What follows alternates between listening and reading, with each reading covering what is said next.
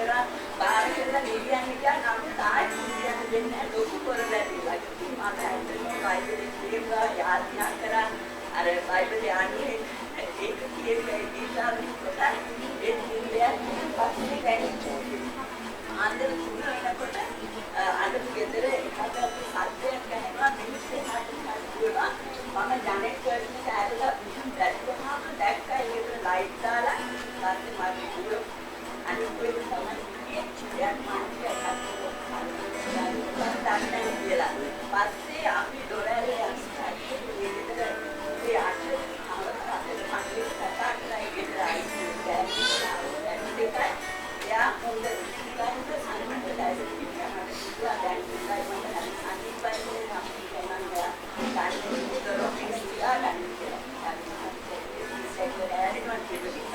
පස්සේ බලනකොට ආන්දර 4 වෙනිට එයා මැරිලා. අසැන් සිතාත්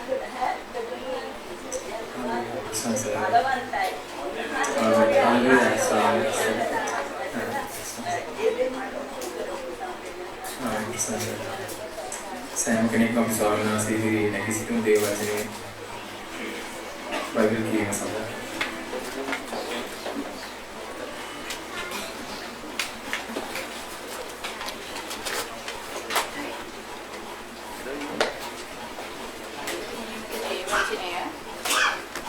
අලුත් විසුම සුද්ධ යොහාන් 11 වෙනි පරිච්ඡේදයේ පළවෙනි වචනේ 11 වෙනි පරිච්ඡේදයේ සිට පළවෙනි පදයේ සිට 21 වෙනි පදයේ දක්වා ලාතුරුස් මලුන්ගෙන් එකතු වීම මරියාගේද ඇගේ සොයුරු මාත්‍රාගේද ගම්මු බෙත්ලේනි ලාතුරුස් නම් එක්තරා මිනිසෙක් රෝගීව සිටියේ. ඒ මරියා නම් සුවන් වහන්සේට සුවඳ තෙල් ආලේප කොට ඇගේ හිසකෙස් වලින් වහන්සේගේ පාද පිසදෙම් තැනැත්තිය. රෝගීව සිටි ලාතුරුස් ඇගේ සහෝදරයාය. එබැවින් ඔහුගේ සහෝදරයෝ ස්වාමීනි ඔබ වහන්සේ ආදරයක සිටින තැනැත්තා රෝගීව සිටියයි උන්වහන්සේට කියා යැවුවෝය. නමුත් යේසුස් වහන්සේ ඒ අසා රෝගය මරණය පිණිස නොව එයින් දෙවියන් වහන්සේගේ පුත්‍රයා මහිමයට පමුණුවන ලබන පිණිස දෙවියන් වහන්සේගේ ගෞරවය සදායි කීසේක. යේසුස් වහන්සේ මාත්‍රාට ඇගේ සහෝදරියද ලාතුරුස්ට ප්‍රේම කළසේක. ඔහු රෝගීව සිටින බව උන්වහන්සේ ඇසූ කල්හි තමන් සිටි ස්ථානයේම තව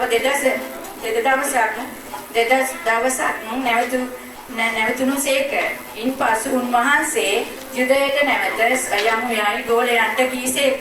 ගෝලයෝද රබ්බි මේ ළඟදී යුදෙවරු ඔබට ගල්ගසන්නට සෙව්වෝය.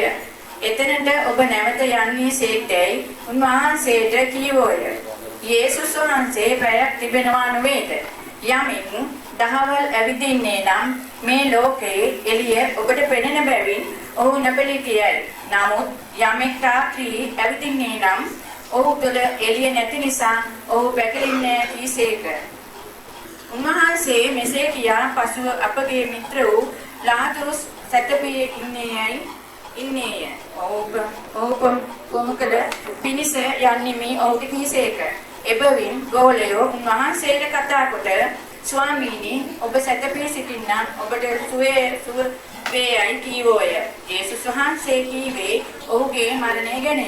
ඔහු නින්දේ පහසු ගැනීම සඳහා උන්වහන්සේ කීසේක සිටුවෝය.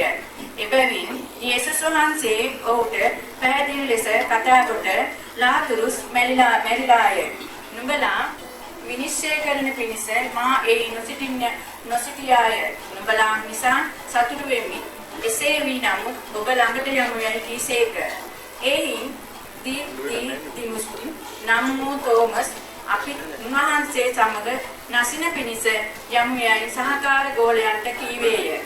එසේ යේසුස් වහන්සේ ආකල ඔහු යොහාන්ගේ තමා එවකට 4 දිනක් වූ බව දැනගත්සේක.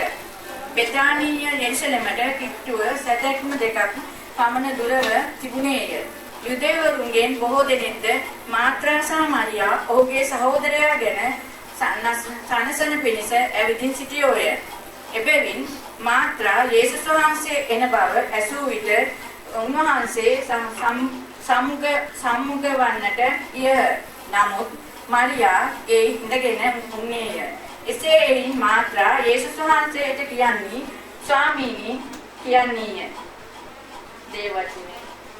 දේවචනයට ආශිර්වාද